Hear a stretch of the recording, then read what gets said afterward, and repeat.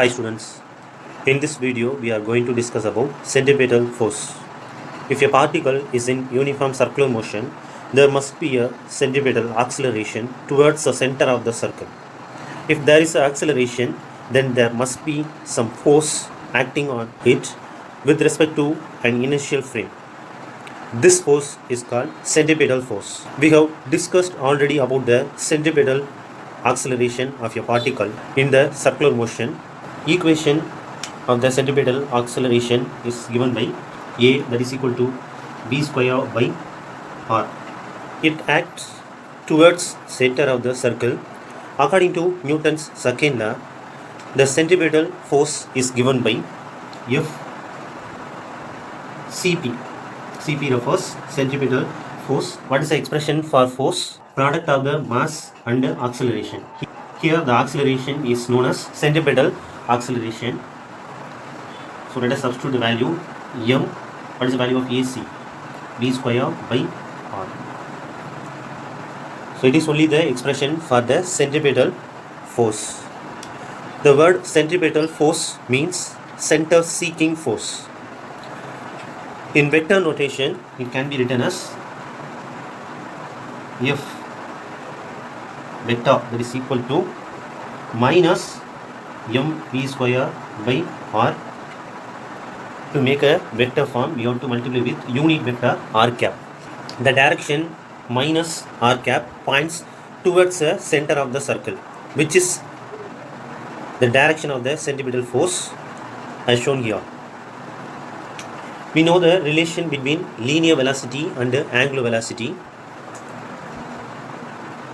Linear velocity v, that is equal to product of r and omega. So we can substitute that value here. Instead of v, we can substitute r omega. Then centripetal force, that is equal to minus m v square. Instead of that, we can write r square omega square by r into r cap. So this r square can be cancelled. So another one expression for the centripetal force can be written as minus m r omega square r cap. It should be noted that centripetal force is not other forces like gravitational force or spring force. It can be set as force towards the center. The origin of the centripetal force can be gravitational force, tension in the string, frictional force, Coulomb force, etc. Any of these forces can act as a centripetal force. In the case of whirling motion of a stone tied to a string, the centripetal force on the particle is provided by the tensional force on the string. Let us take this eraser which is tied with the string. Here this eraser is undergoing the circular motion. It is experiencing the centripetal force. So as I have told already, the origin of centripetal force can be given by other forces. In this case, that centripetal force is given by tensional force. The tensional force in the string is converted into centripetal force. Likewise, in the circular motion in an amusement park, the centripetal force is provided by the tension in the iron ropes. So imagine it is a human being, and here it is a rope, iron rope. In an amusement park, it is rotating like this. So the tensional force in the iron rod provides the necessary centripetal force on the human being. This is the second case. In the motion of satellites around the earth, the centripetal force is given by the earth gravitational force on the satellites. By the Newton's second law for the satellite motion is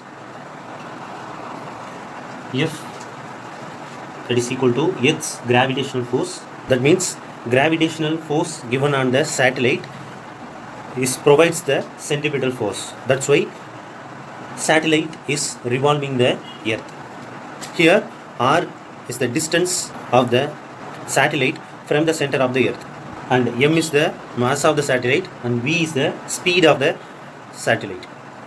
Third case, when a car is moving on the circular track, the centripetal force is given by the frictional force between the road and the tires. So we can say frictional force also provides the centripetal force. For the turning of the car in the circular track, frictional force provides the centripetal force. So here m is the mass of the car and v is the speed of the car and r is the radius of curvature of the track. Even when the car moves on a curved track, the car experiences the centripetal force which is provided by the frictional force between the surface and the tire of the car. So let us take this part.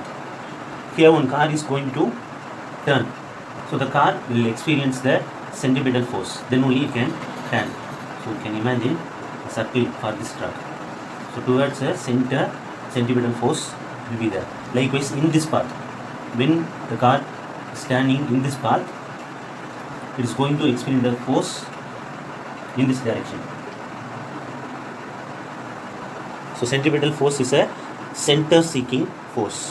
Fourth case, when the planets orbit around the sun, they experience centripetal force towards the center of the sun.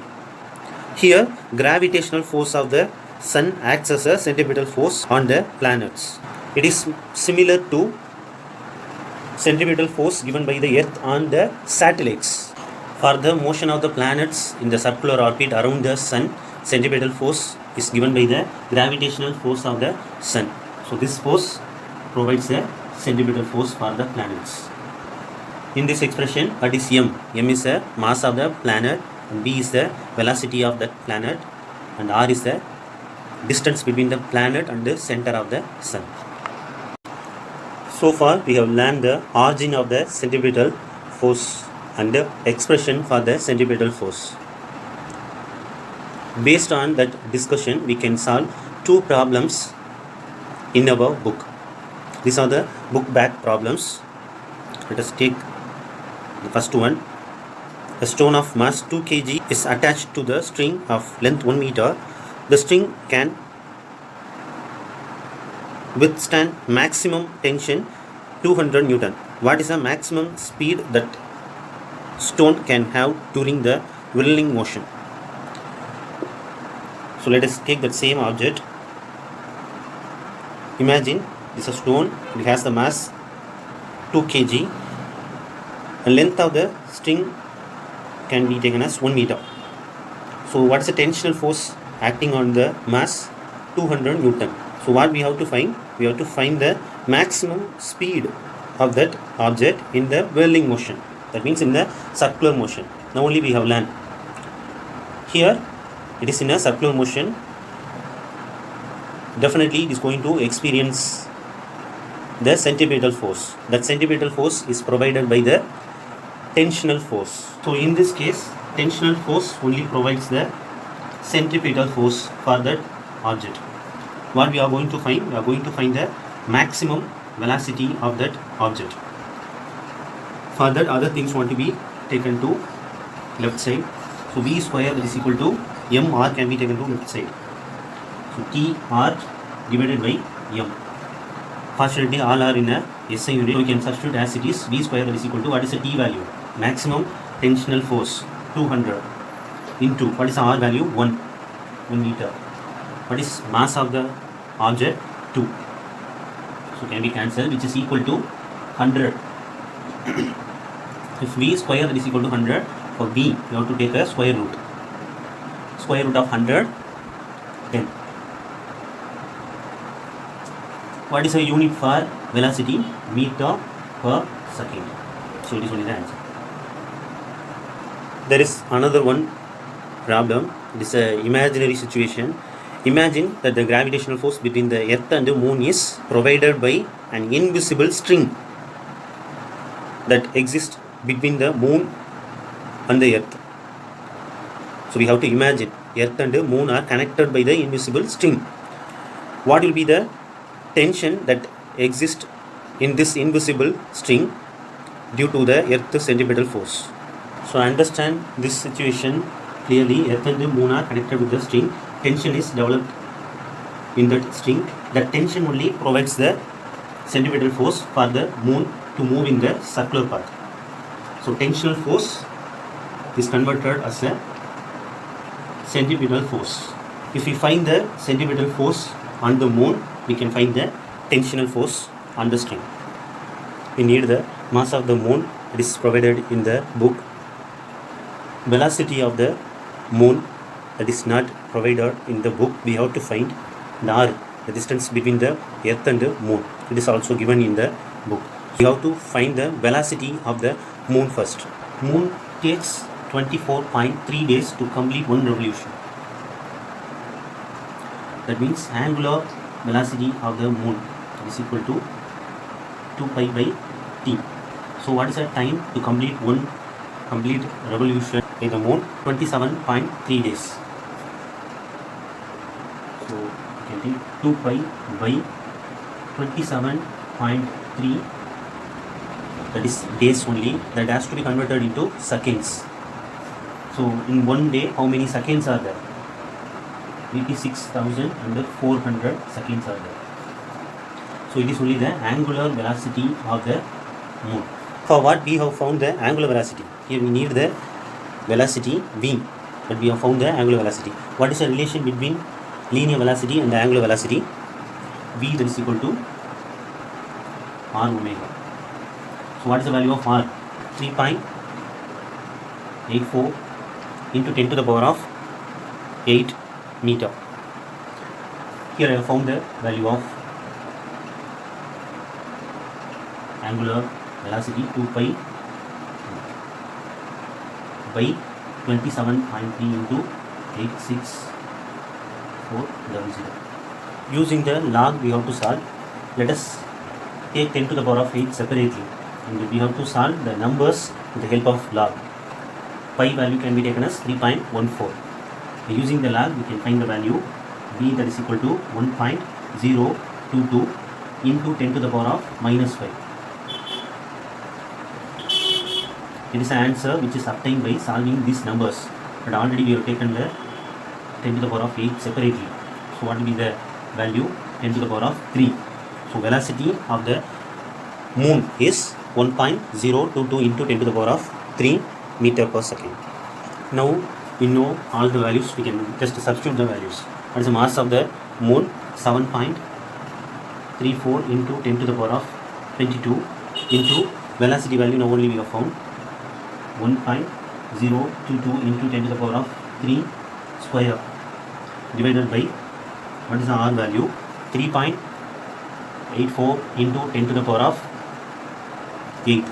Like a previous case, we have to take the numbers and the 10 to the power values separately.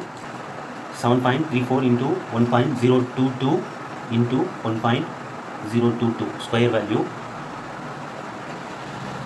divided by 3.84. So what is the value of the 10 to the power at the numerator? 10 to the power 28. So this 10 to the power of 8 can be taken to numerator. So it will be 10 to the power of -8. Now we can add the power values. And what will be the value? 10 to the power of 20. By using the log, we can solve this, which is approximately equal to 1.9. Already 10 to the power of 20 is there. So we have found the centripetal force on the moon, which is provided by the tensional force in the invisible string, which is approximately equal to 2 into 10 to the power of 20 Newton.